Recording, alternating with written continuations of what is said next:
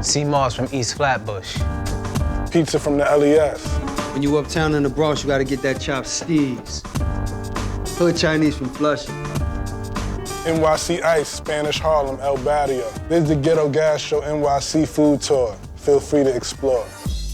And you can't spell bless without LES, man. Coming from New York, say it with your chest, man. Now we got a slice of life, fresh from Scar's Pizza. We got the hot boys. Got that hot boy like Missy, no misdemeanor. That spicy honey. And Scar's got the beef pepperoni, so you know it's halal. I just feel like pizza's the quintessential New York dish, you know?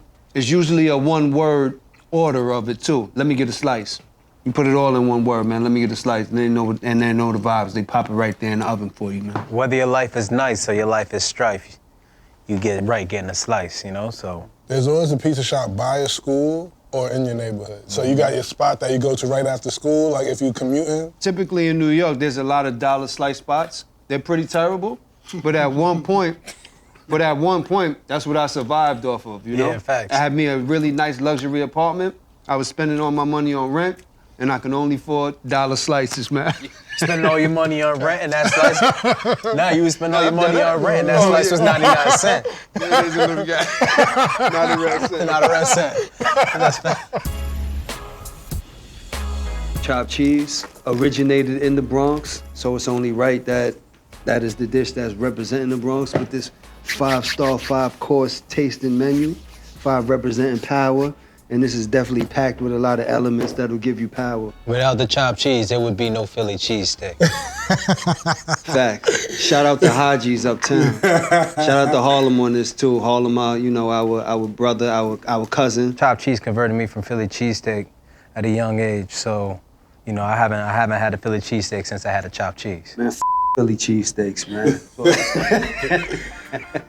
They're basically taking a cheeseburger, chopping it up how you can see other different types of halal cart meats chopped, applying the spices, and then putting it in the roll on the hero. So it's just like a culmination of culture fused in a deli sandwich. And it really represents the blue-collar hard workers of the Bronx. They may have $20 in their pocket just to get them through the day, maybe less, and you know, $10 of that basically goes to transportation, and then you got the other $10 that goes to nourishment.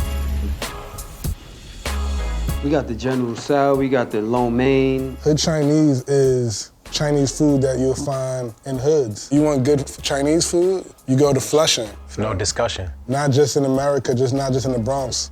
You can go to Puerto Rico, you can go to Jamaica, and it's really Chinese immigrants that created menus that cater towards the communities that they were serving. So you'll see fried chicken, you'll see sweet tea, you'll see, you know, chicken and broccoli, but you also see things from China, you know, and I think it's a bridge in the culture. Like, I didn't know people ate with chopsticks until I went into the Hood Chinese store. Started to understand that everything that I saw in my circumference wasn't how everybody lived around the world. So it's really an introduction in the culture. If your Chinese restaurant don't got 4 fried chicken wings fried hard with French fries, it ain't Hood Chinese. And if your broccoli and your greens ain't overcooked, it ain't Hood Chinese. If your got a bite to it, it ain't Hood Chinese. That gotta be overcooked, man. It gotta be the same texture as the noodle. It gotta dissipate in your mouth. As soon as you put it in, it just gotta be limp. It just gotta pull like that. It gotta pull right off.